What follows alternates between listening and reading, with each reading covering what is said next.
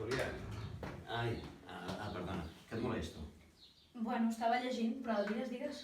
No, és que, mira, se m'ha acudit una idea, no?, per presentar el llibre de l'Helena Tornero.